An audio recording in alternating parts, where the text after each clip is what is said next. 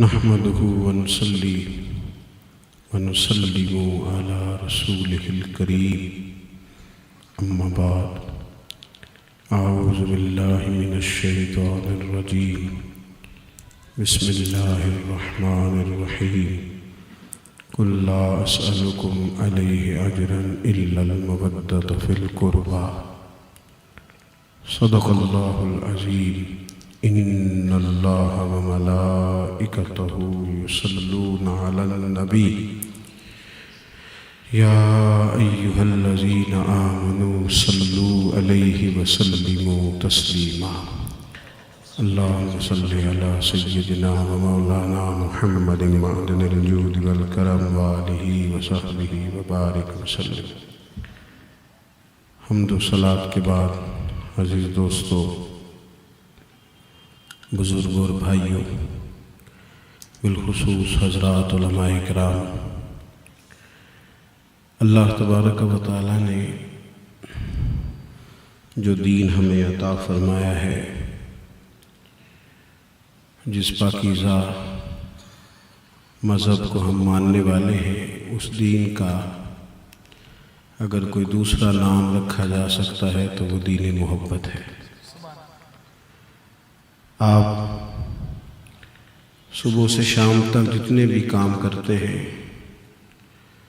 ان کے دو ہی پہلو ہیں، یا اس کام کو جبراً کیا جائے، مجبوری سمجھ کے کیا جائے، بوجھ سمجھ کے کیا جائے، یا اس کام کو محبت سے کر لیا جائے۔ جس کام کو انسان مجبوری جان کر، فرض جان کر، اپنے اوپر جبر کر کے کرتا ہے، وہ کام سے تھکا دیتا ہے، آزمائش میں ڈال دیتا ہے۔ وہ گھنٹے 2 ہو یا 4 ہو، وہ مہینوں کے برابر لگتے ہیں۔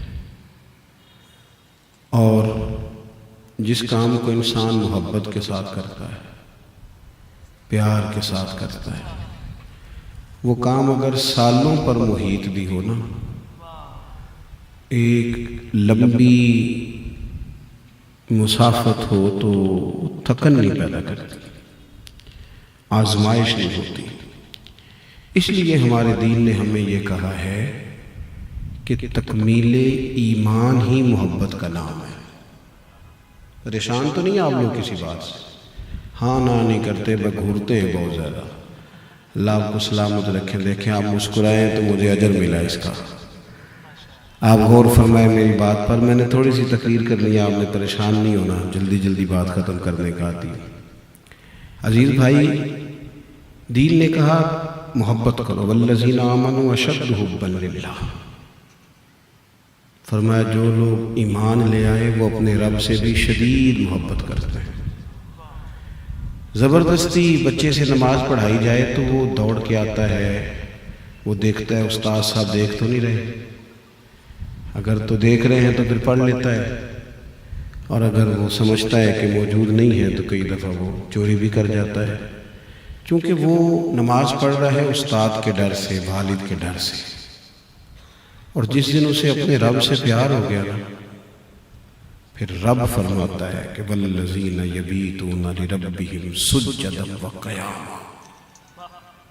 فرمایا اللہ کے بندے وہ ہیں کہ ان کی رات سجدے میں گزر جاتی ہے، قیام میں گزر جاتی ہے، ساری رات۔ تجربہ کر لیں زندگی میں، کچھ لوگ ایسے آتے ہیں کہ بندہ کہتا ہے کہ یار اس نے کب جانا ہے،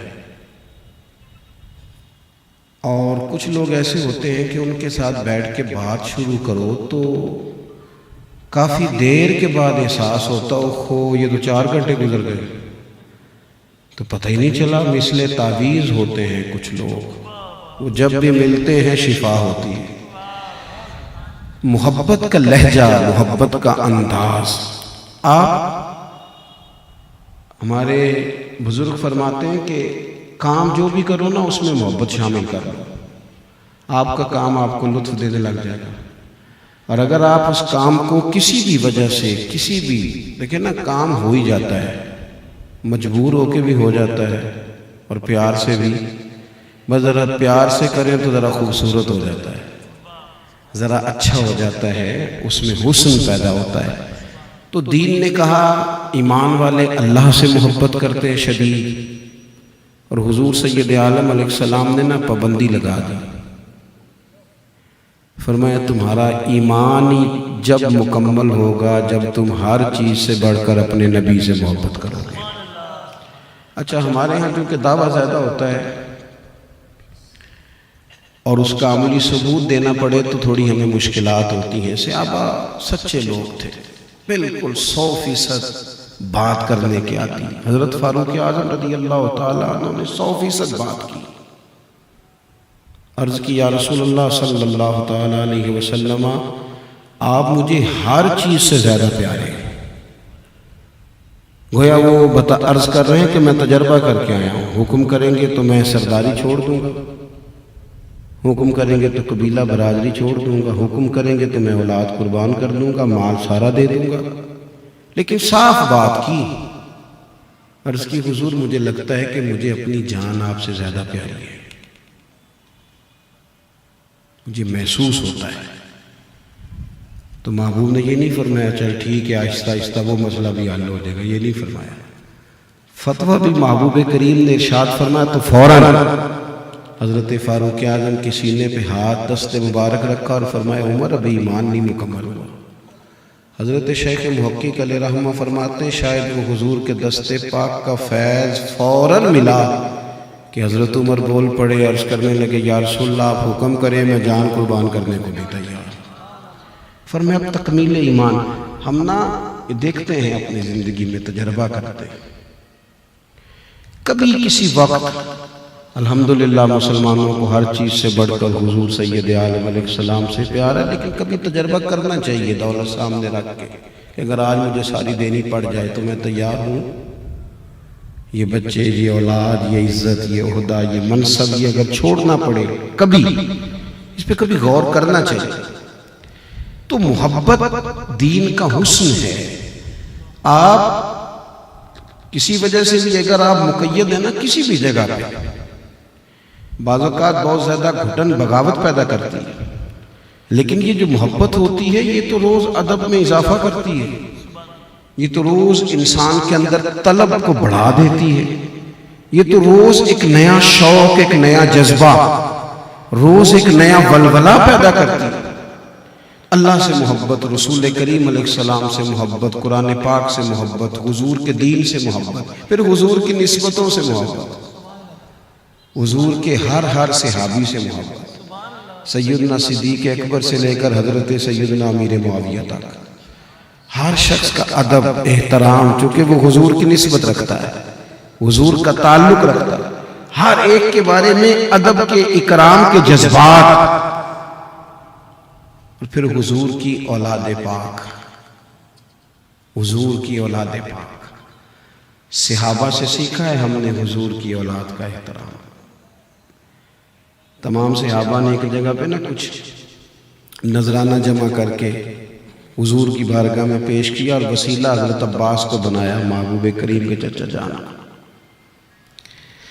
عرض کی یا رسول اللہ صلی اللہ تعالیٰ علیہ وسلم گھر کے اخراجات بہت زیادہ ہیں، 9 ازواج مطہرات بیک وقت موجود ہیں، 4 شہزادیاں ہیں، مہمانوں کا آنا جانا ہے، تو یہ کچھ نظر ہم پیش کریں گے ہر مہینے گھر کے اخراجات کے لیے۔ اور حضور ہم کوئی بدلہ نہیں دے سکتے، آپ نے جو ہمارے لیے کیا ہے، جو تربیت، جو دین، جو حق ہم تک پہنچایا ہے، اس کا بدلہ نہیں دے سکتے۔ یہ نذرانہ ہر ماہ اللہ تعالیٰ نے قرآن مجید نازل کر دیا، فرمایا قُلْ لَا أَسْأَلُكُمْ عَلَيْهِ أَجْرًا، محبوب آپ ان سے فرما دیں کہ میں تبلیغ دین پر تم سے کوئی اجر نہیں مانگتا، میرا اجر تو میرے اللہ تعالیٰ کے ذمہ کرم پہ ہے، میں تم سے کوئی اجر نہیں مانگتا، إِلَّا الْمَوَدَّةَ فِي الْقُرْبَى، یہ جو میرے قریبی ہیں نا ان سے ذرا پیار کرتے رہنا۔ نہیں، آپ غور کریں اس بات پر، لا اسألکم علیہ اجرا، طائف میں پتھر کھانے سے لے کر احد میں دانت شہید کرانے تک بڑا کچھ کیا ہے تمہارے لیے، کوئی اجر نہیں مانگتا، الا المودۃ فی القربى۔ یہ میرے جو قریبی ہیں نا، یہ سیدہ عائشہ صدیقہ، یہ جناب میمونہ، یہ جناب سیدہ خدیجہ، یہ حضور کی 4 شہزادیاں، حضور کی اولاد پاک، یہ حسنین کا، ان سے پیار کر۔ ہم وہ لوگ ہیں جو اپنے اساتذہ کے بچوں کا بھی احترام کرتے ہیں، ہم وہ لوگ ہیں جو اپنے مشائخ کی اولادوں کا بھی احترام کرتے ہیں۔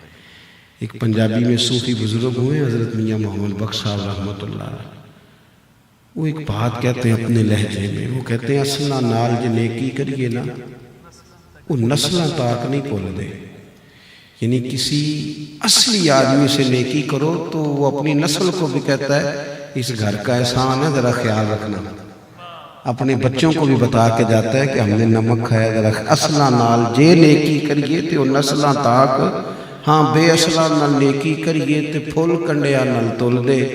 کہتے ہیں اگر انسان ٹھیک نہ ہو تو پھر وہ فرق ہی نہیں کرتا کہ پھول ہے کہ کانٹا ہے، تو وہ نسلوں تک بتا۔ امام اعظم ابو حنیفہ رحمۃ اللہ علیہ باغ میں بیٹھے تھے، بڑھاپا تھا، بچے کھیل رہے تھے، ان کی کوئی گیند کوئی چیز باغ میں آ گئی، شاگرد بیٹھے ہیں، کتاب کسی کتاب پر کام ہو رہا ہے، قیمتی نوٹس ہیں، بکھری ہوئی چیزیں، تو وہ بچہ اندر آیا تو امام صاحب اٹھ کے کھڑے ہو گئے، کچھ چیزیں بکھر گئیں، دوبارہ سمیٹنے میں ٹائم لگا، تھوڑی دیر کے بعد وہ بچہ پھر آ گیا، اس کی کوئی ڈیوٹی ہوگی گیند پکڑنے کی، وہ 2-4 دفعہ آیا تو امام صاحب اٹھ کے کھڑے ہو گئے، تو شاگرد کہنے لگے حضور بچے کھیلتے رہتے ہیں، جانے کتنی بار آئے گا؟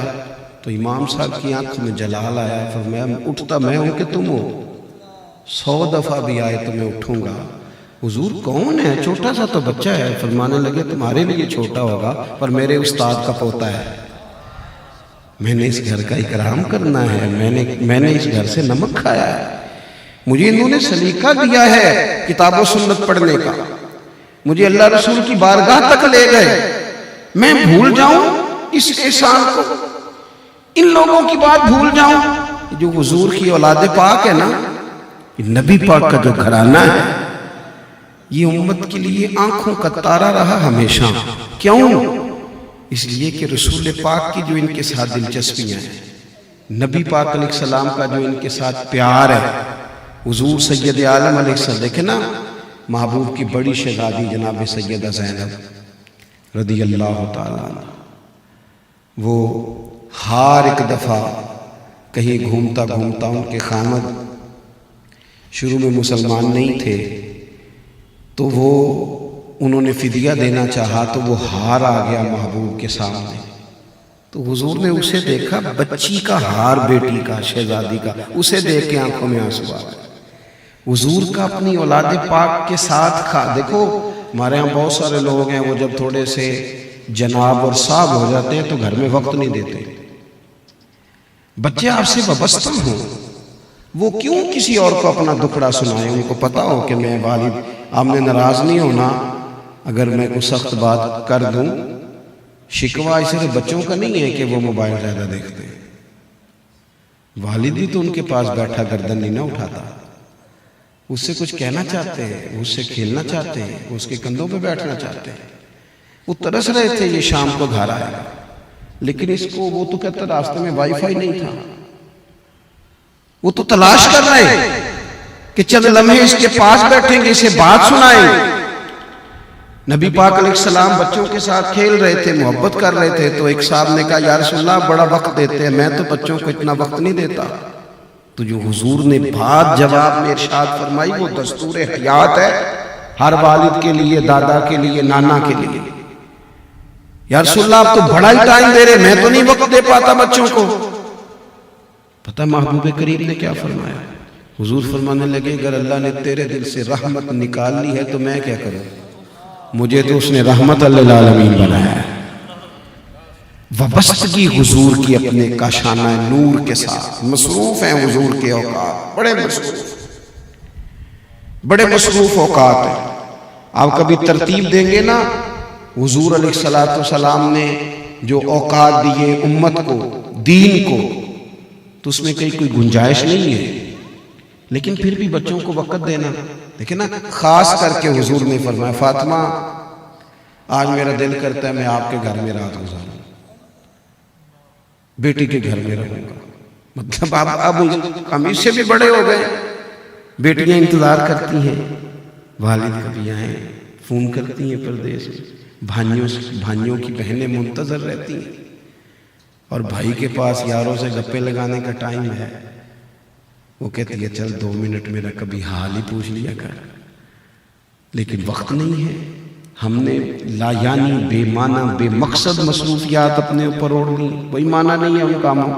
اور یہ جو خلوص کے رشتے، وفا کے رشتے، درد کے رشتے فراموش کر بیٹھ۔ گھر والی صبح سے منتظر تھی کہ یہ شام کو آئے گا تو میں کوئی بات کروں گی، کوئی 2 جملے اس سے کہوں گی اسے۔ اور آپ دیکھیں نا، کبھی موقع نہیں ہے زیادہ تفصیل میں جانے کا۔ اللہ کے حبیب علیہ السلام نے ایک دن فرمایا، عائشہ جب تم مجھ سے راضی ہوتی ہو پھر بھی مجھے پتہ چل جاتا ہے، اور جب تمہارے دل میں کوئی بات ہوتی ہے تو پھر بھی پتہ چلتا ہے۔ تو حضرت عائشہ صدیقہ فوراً یا رسول اللہ، وہ میرے دل میں بات کیا ہوا؟ تو یہ ذرا دیکھنا، ہم تو وہ دیر تک بات کر رہی ہے تو ہم تو توجہ نہیں دے رہے، لیکن محبوب پاک علیہ السلام روٹین کی باتوں کا بھی خیال رکھتے کہ کون مجھ سے کیا کہنا چاہتا ہے، کیا توقع رکھتا ہے، کس کو کس طرح میری ضرورت ہے، اس کا خیال رکھا جاتا ہے۔ حضور نے فرمایا، عائشہ جب کچھ تمہارے دل میں بات ہوتی ہے مجھے پتہ چل جاتا ہے۔ کہ یا رسول اللہ ایسی کوئی بات نہیں، آپ فرمائیں۔ تو حضور فرمانے لگے، بتاؤں؟ یا رسول اللہ فرمائیے۔ فرمایا، تم کبھی کبھی قسم اٹھاتی ہو؟ حضور اٹھاتی ہوں۔ فرمایا، جب ہوتی ہو نا راضی تو کہتی ہو مجھے رب محمد کی قسم، اور جب تمہارے دل میں کوئی بات ہو تو کہتی ہو مجھے حضرت ابراہیم کے رب کی قسم۔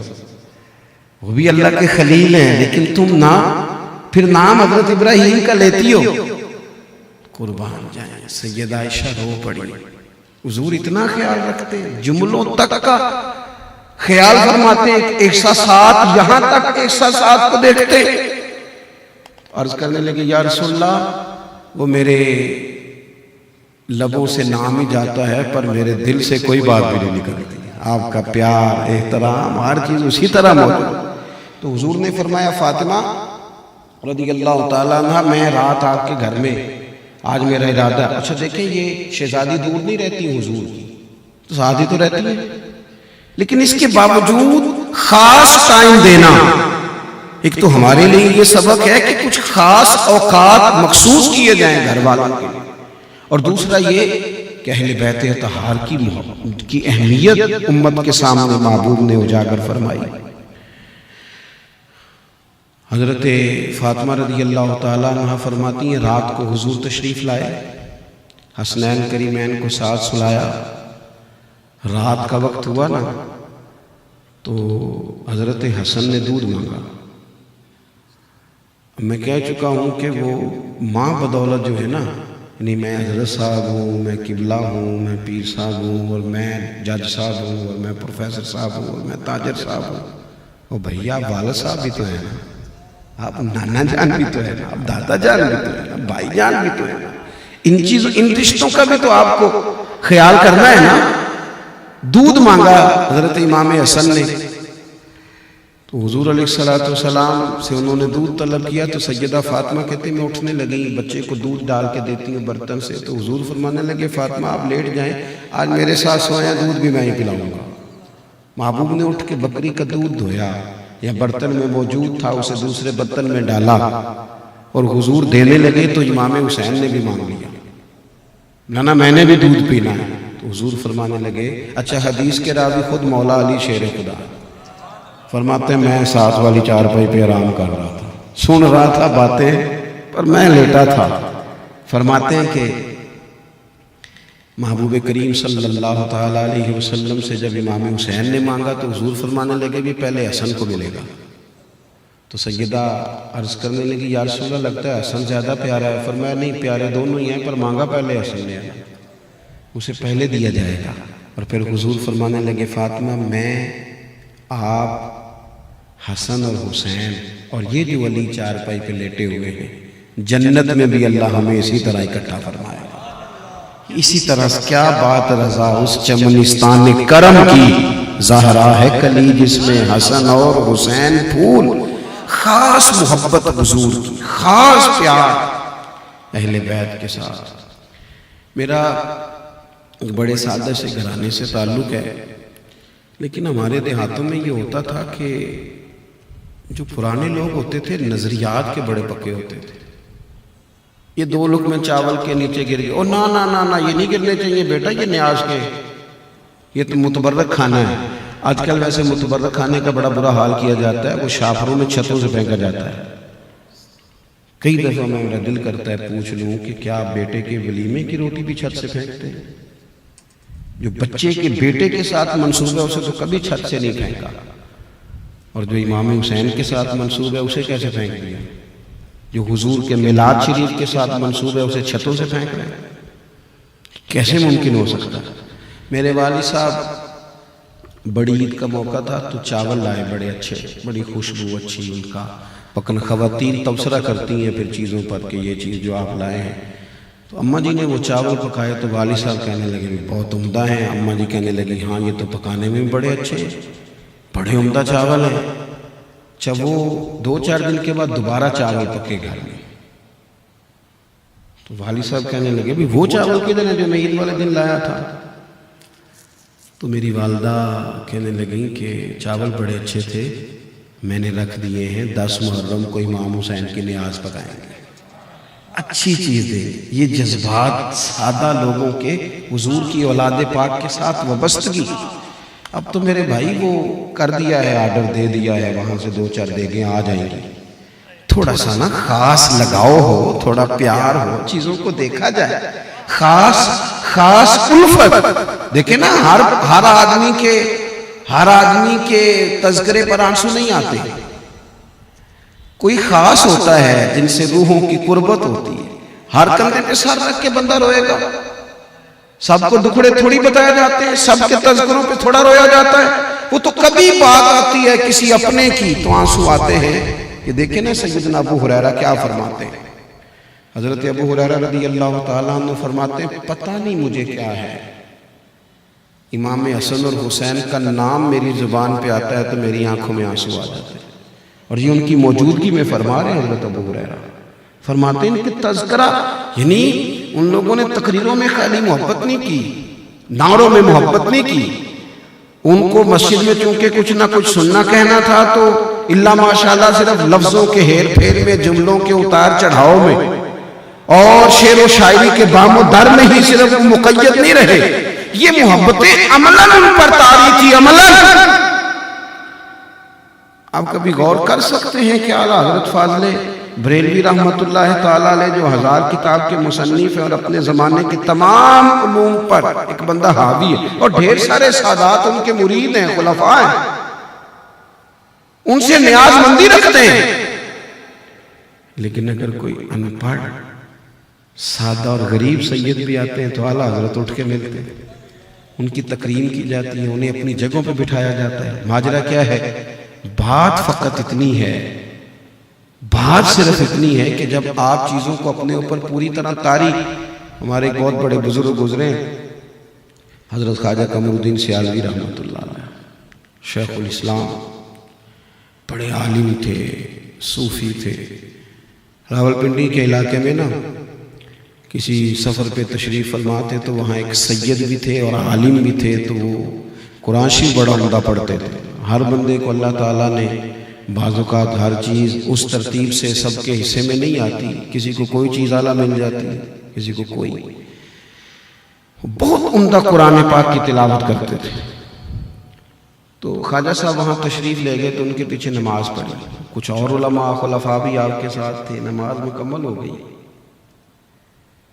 تو علماء نے کچھ توجہ دلائی کہ ایک ایسی واضح غلطی ہو گئی ہے کہ یہ نماز تو ہوئی نہیں. اب آپ کو پتہ ہے کہ کسی کو پتہ چل جائے کہ امام کے پیچھے نماز نہیں ہوئی تو پھر وہ امام کو لقمہ نہ دے، بڑا مشکل کام ہو جاتا ہے. وہ تو بڑی جلدی چیزوں کو لوگ بیان کرنا ضروری سمجھتے ہیں. اب سب لوگ اس بات میں جلدی کر رہے ہیں کہ بتایا جائے، لیکن بزرگ موجود ہیں تو کوئی پہل نہیں کر رہا. تو کسی نے کان میں کہا حضور یہ تو نماز ہوئی نہیں. تو خواجہ صاحب فرمانے لگے پتہ مجھے بھی ہے، لیکن یہ مسئلہ یہ ہے کہ ایک تو یہ عالم ہے اور پھر سید ہے. اب بزرگ ہیں، اب ان کو میں نے بات سمجھانی ہے اور نسل رسول کا احترام ہے، تو کوئی تھوڑا سا دیکھ رہا ہوں کہ لقمہ دینا ہے تو کہ مجھے کوئی لفظ مل جائے جس سے لقمہ دوں. اور پھر یہ کہ ان سے پوچھنا بھی ہے کہ انہوں نے یہ جو ہماری نظر میں یہ چیز ہے، کوئی اس کی کوئی حکمت یا کوئی اس کا عذر ہی نہ بیان کر دے. اب ساری باتیں سمیٹ کے کہنے لگے لو بھی لو، مجھے فارمولہ مل گیا لقمہ دینے کا. یہاں تو لوگ نہ باپ کا احترام کرتے ہیں، بس جو آ گیا فٹ سے کہہ دیا. کسی نے کہا تھا کہ تعلق توڑ دینے کے بھی کچھ آداب ہوتے ہیں اور کسی کو چھوڑ دینے کے بھی کچھ آداب ہوتے ہیں. آپ کوئی بھی بات کریں نا، قطع تعلق کی بات بھی کریں تو اس میں بھی کچھ تھوڑی سی تہذیب ہونی چاہیے. قاتل کو کوئی قتل کے آداب سکھا دے، دیکھو دستار کے ہوتے ہوئے سر کاٹ رہا ہے. کچھ لوگ غیر محتاط ہو جاتے ہیں اور حدود سے آگے نکل جاتے ہیں، اس سے پھر سوسائٹی کے اندر تکلیف پیدا ہوتی ہے. جو ادب ہوتا ہے نا، ادب یہ ہمیشہ حسن پیدا کرتا ہے. اور بے ادبی دو ہی باتیں ہیں نا. اماں صبح سے کہہ رہی تھی کہ اس نے بیٹے کو کوئی کام بتانا ہے، ارادہ تھا، لیکن اس کے جاہ و جلال کا بھی پتہ تھا. اب دو ہی باتیں، اماں نے کام بتایا تو ہو سکتا ہے ناراض ہو جائے، اماں میں سارا دن پہلے مصروف رہتا ہوں، اب آپ مجھے ایک اور کام بتا رہی ہیں، اب میرے لیے ایک نئی مشکل کھڑی ہو رہی ہے، تو اس سے اماں کو تکلیف ہوگی. ہو سکتا ہے وہ ساری رات روئے کہ دیکھو میں کس سے کہوں. اور ایک لہجہ یہ ہے کہ آپ نے کام بتایا، ماں نے کام بتایا آپ کو، تو آپ نے کہا ماں آپ اتنا پیچھے ہٹ کے کیوں بات کرتی ہیں، آپ حکم کیا کریں، یہ فون پہ کہہ دیتی کب سے ہو جانا تھا. آپ جیسے کہیں گی ہو جائے گا. اب روئے گی اماں پھر بھی ساری رات، پر دعائیں دیتی روئے گی. وہ لوگوں کو بتائے گی کہ اللہ ایسی اولاد سب کو دے اور دعائیں مانگے. تھوڑا سا ادب، تھوڑا سا. کبھی استاد مل جائے نا، وہ جس نے بڑی چوتھی پانچویں کلاس میں پڑھایا تھا، کبھی وہ مل جائے نا، سائیکل پہ ہو استاد یا موٹر سائیکل پہ ہو، خیر سائیکل کا تو اب نام و نشان ہی ختم ہوتا جا رہا ہے. استاد کبھی موٹر سائیکل پہ مل جائیں اور انسان پھر اسی استاد سے پڑھنے والا PhD کر جائے، بڑا بزنس مین ہو، بڑی پجاروں پہ ہو، تو اگر استاد کو دیکھ کے گاڑی روک دے نا اور کہ استاد صاحب یہ موٹر سائیکل لڑکا لے آتا ہے، آپ بیٹھے نا میرے ساتھ، میں چھوڑ کے آؤں.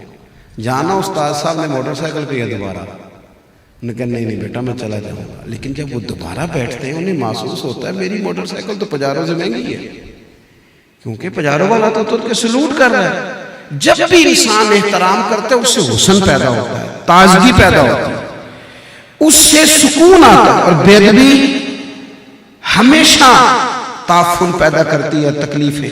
ہمارے ہاں بے باکی کے نام پر، اور میں جی منہ پہ کہہ دیتا ہوں، جی منہ پہ آپ اپنے بارے میں کہا کریں، دوسروں کے بارے میں منہ پہ کہہ دیتے ہیں. سچ تو اپنے بارے میں زیادہ بولنا چاہیے، لیکن اپنی ساری غلطیوں سمیت اپنے آپ سے پیار کیا جاتا ہے اور دوسرے کی ایک دیکھ کے اس سے لوگ دور ہٹ جاتے ہیں.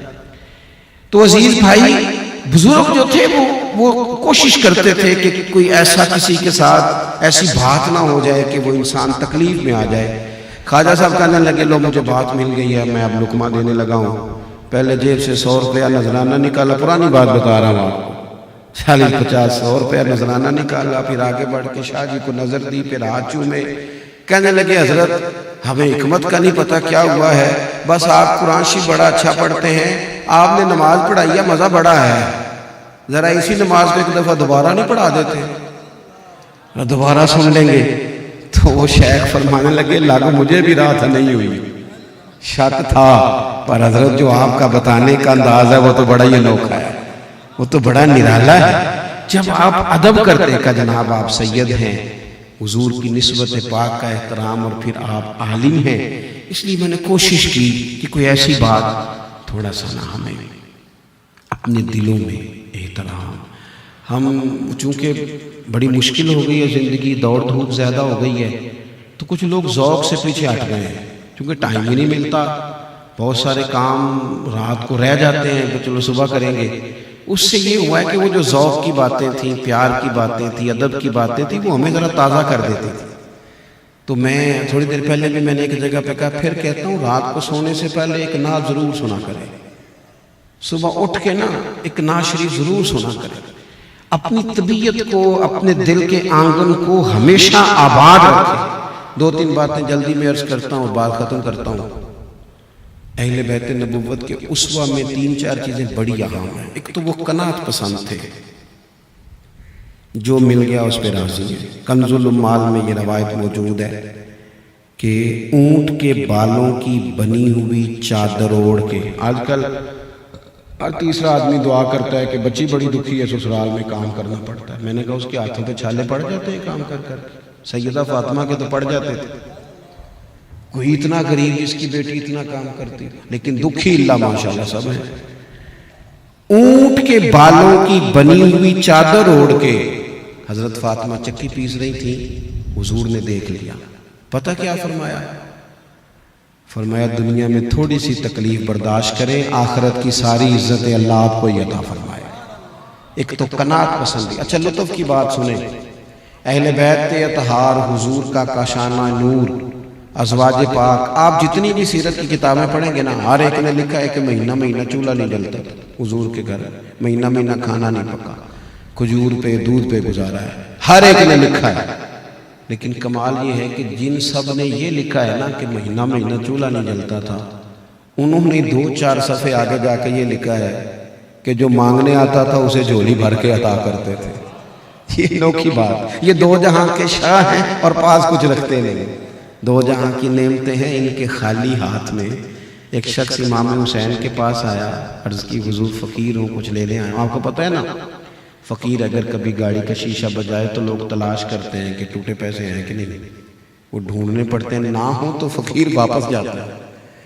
اور میں کہا کرتا ہوں کہ چلو فقیر کو اتنے تو دو جتنے کی بچہ چاکلیٹ لے لیتا ہے، اتنا تو کم از کم ہو، اتنا تو ہو۔ لیکن عجیب بات ہے نا، اللہ کے راستے میں دینا ہے اور پھر تلاش کیا جا رہا ہے کہاں کہاں بچت کی جائے۔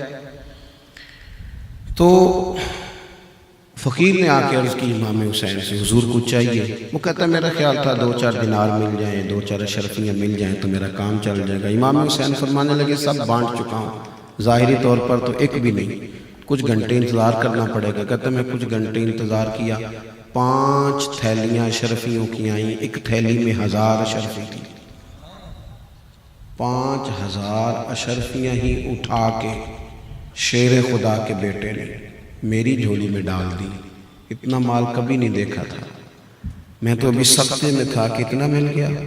لیکن امام حسین فوراً بولے، کہنے لگے معاف کر دینا، تمہیں ذرا انتظار کرنا پڑا۔ تکلیف نہیں دینی چاہیے کسی کو۔ تیسری بات، بزدلی نہیں سکھائیں کبھی بھی بچوں کو، کبھی بھی۔ خوف اندر ہوتا ہے، ہر بات سے جو لوگ ڈرتے ہیں نا، بعض جگہوں پہ نا اب کاکروچ دیکھ کے چیخیں مارنا یہ بھی فیشن بن گیا ہے۔ وہ جناب ویڈیو بنا کے چڑھا دی، کیا ہو رہا ہے؟ وہ بکرا ذبح ہو رہا تھا تو بچہ رونے لگ گیا۔ خدا کے بندو، نبی کریم علیہ السلام تو حضرت فاطمہ کو فرماتے تھے یہاں کھڑے ہو آ کے میں تمہارا جانور ذبح کرنے لگا ہوں۔ تو جو بکرا ذبح ہونے پہ روتے ہیں تو دین کا جو اہم پہلو جہاد ہے، اگر کل کو ضرورت پڑی تو یہ تھوڑی جائیں گے۔ ہمت، طاقت، بچوں کو دلیری سکھائی جائے۔ حضرت مولا علی اپنے شہزادوں کو ہر جنگ میں ساتھ لے کے جاتے ہیں، بلکہ جس دن سیدنا عثمان غنی رضی اللہ تعالیٰ عنہ پر بلوانیوں نے حملہ کیا تھا، چونکہ حضرت عثمان غنی امام حسن اور حسین کے سگے خالو ہیں، تو لوگ کہتے نہیں کہ بیٹا اندر سے کیواڑ بند کر لو، وہ تو کسی اور پر ظلم ہو رہا ہے۔ حالانکہ پڑوسی کی آگ اگر بجھائی نہ جائے تو اپنے گھر بھی آ جایا کرتی ہے۔ اس لیے کبھی کبھی پڑوسی کی آگ اس لیے بھی بجھا دینی چاہیے کہ اپنا گھر محفوظ رہے۔ عزیز، حضرت سیدنا مولا علی نے اپنے دونوں بیٹوں کے ہاتھوں میں تلواریں دے کے امام حسن اور حسین کے حضرت عثمان غنی کے دروازے پہ کھڑا کیا، فرمایا بیٹا کوئی اندر نہ جانے پائے۔ سب سے زیادہ خطرہ دروازے پہ تھا، وہاں دونوں شہزادے کھڑے تھے۔ بہادری بچوں کو سکھائی جائے، انہیں جینا ہے، انہیں جینا ہے۔ اور پھر صبر جو ہوتا ہے نا، قرآن پاک میں 90 سے زیادہ مرتبہ کم و بیش صبر کا ذکر ہے۔ احادیث و آثار دیکھیں گے تو 500 کے لگ بھگ علماء نے جمع فرمایا جس میں صبر کا ذکر ہے۔ حضرت مولا علی شیر خدا نے تو نچوڑ بیان کیا، فرمانے لگے جس طرح پورے جسم میں سر کا مقام ہے نا، اسی طرح دین میں صبر کا مقام۔ اللہ فرماتے استعینوا بالصبر والصلاۃ، جب تکلیفیں بڑھ جائیں تو صبر اور نماز سے مدد مانگو۔ ہم کیا کر رہے ہیں؟ جلد بازی ہے۔ یعنی اگر بچہ کھانا وقت پہ نہ پکنے پہ موبائل توڑ دے گا تو آپ تو کہیں گے لاڈلا ہے، لیکن اس کی بیوی تو کل کو بڑی تکلیف میں آ جائے، اس کے بچے کیا کریں گے؟ جس آفس میں وہ جائے گا کیسے گزارا کرے گا؟ صبر، حوصلہ، ٹھہراؤ، اس کی زندگی میں وہ ساری چیزیں ہونی چاہیے جس سے وہ صحیح گزارا کرے۔ میدان کربلا میں دو ہی تو چیزیں لڑی، ایک طرف تلواریں تھی، دوسری طرف صبر تھا۔ یزیدیوں کی تلواریں ہار گئیں اور حسین ابن علی کا صبر جیت گیا۔ صبر جیت گیا، صبر میں ڈوب گئی ہر چیز۔ اور آخری بات یہ، اہل بیت نبوت کا سجدوں سے بڑا پیار ہے۔ یہ کچھ وقت ایسا اب آیا ہے کہ وہ جو لوگ کچھ ٹائم مصلی کو دے لیتے تھے، تلاوت کو دے لیتے تھے، وہ بھی تھوڑے تھوڑے کمزور ہو گئے، کیونکہ روز نئی فوٹو میری نہیں آئے گی فیس بک پہ تو پھر لوگ کہیں گے کہ آپ ایکٹیو نہیں ہیں۔ تھوڑا سا نا مسلح جن لوگوں کا آباد ہوتا ہے وہ طاقتور ہوتے ہیں، کچھ دکھ نا بڑے ذاتی سے ہوتے ہیں، بندہ کسی سے کہہ نہیں سکتا، بڑے ذاتی نجی ہوتے ہیں، اپنے آپ سے بھی چھپاتا ہے بندہ۔ اگر مسلح آباد ہو نا، دعا مانگنے کا سلیقہ آتا ہو تو پھر وہ سارے دکھڑے بندہ رب اور رسول سے کہہ لیتا ہے اور طاقتور ہو جاتا ہے، جی لیتا ہے، ڈپریشن، ٹینشن، ان ساری بیماریوں سے دور نکل آتا ہے۔ شرط یہ ہے کہ اس کا مسلح آباد ہو، لیکن ہر چیز ہماری آباد ہے، کچھ صرف 10 سے 20 منٹ روز فرض کے علاوہ رات کو اکیلے بیٹھے اپنے مالک کی بارگاہ میں۔ کتنا کو بھاگیں گے دنیا اور دنیا داروں کے پیچھے، لوگ تو تھکا دیتے ہیں۔ جتنی دعائیں اللہ سے مانگ سکتے ہیں، اور کمال دیکھیں حضور نے فرمایا جو رب سے زیادہ مانگے اللہ اسے راضی ہوتا ہے، مانگ اور خوش ہوتا ہے۔ آپ کسی سے 2-4 دفعہ کسی چیز کا مطالبہ کریں تو کہتا ہے تیرا تو کام ہو گیا ہے، لیکن اللہ سے جتنا زیادہ مانگو۔ 9-10 محرم کی درمیانی رات تھی، عمر بن سعد آیا، امام حسین سے کہنے لگا 2 ہی باتیں، یا آپ جنگ کریں گے یا بیعت کریں گے؟ تو فرمایا بھائی صبح بتاؤں گا، 1 رات کی مہلت دو۔ وہ چلا گیا۔